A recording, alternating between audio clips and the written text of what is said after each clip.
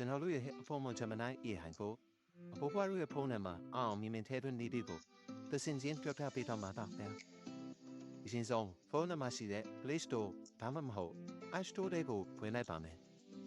အခုဖုန်းထဲမှာပြထားတဲ့ပုံစံလေးတွေတိုင်းရှာကြည့်ပါပြီးရင်အပေါ်နားကရှောက်ခွဲနေရာလေးမှာ GEMIလို့စိုက်ထည့်လိုက်ပါစလုံးပေါင်းလေးမှန်အောင်တော့ Q စိုက်ပေးပါခင်ဗျာအပြာရောင်ကျေပွေးပုံစံလေးနဲ့ခုကဲ Gemini ဆိုတဲ့ app လေးပေါ်လာပါနေမယ်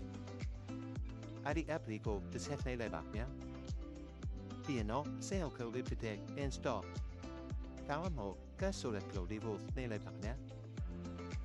ခဏလေးစောင့်ပြီးရင်တိုးတိုးဖုန်းထဲကိုရောက်သွားပါလိမ့်မယ်အားလုံးပြီးသားပြီဆိုရင်တော့ open ဒါမှမဟုတ်ဖွင့်ရန်ဆိုတာလေးပေါ်လာပါလိမ့်မယ်အဲ့ဒါလေးကိုနှိပ်ပြီး app ထဲကိုဝင်လိုက်ပါခင်ဗျာဘို့ဆိုရင်ကျွန်တော်တို့က Gemini app ထဲကိုရောက်သွားပါပြီကိုယ့်ရဲ့ Gmail နဲ့ဝင်ဖို့မေးလာခင် continue ဆိုတာလေးကိုပဲစမ်းထည့်ပေးလိုက်ပါခင်ဗျာစဖန်နဲ့ခိုင်းလို့ရအောင် microphone တုံးဝက်တောင်းတဲ့အခါ allow ဒါမှမဟုတ်ခွင့်ပြုသည်ဆိုတာလေးကိုနှိပ်ပေးပါဒါမှသူကကျွန်တော်တို့ပြောတဲ့စကားကိုနားထောင်နိုင်မှာပါဗျာကဲအားလုံးစနေဖြစ်ပြီဆိုရင်တော့အောက်ကမတ်ပုံလေးကိုနှိပ်ပြီး make cloud Gemini ကိုပြောချင်တဲ့စကားကိုမြန်မာလိုအသားလေးနဲ့နှုတ်ဆက်ကြည့်လိုက်ပါဗျာ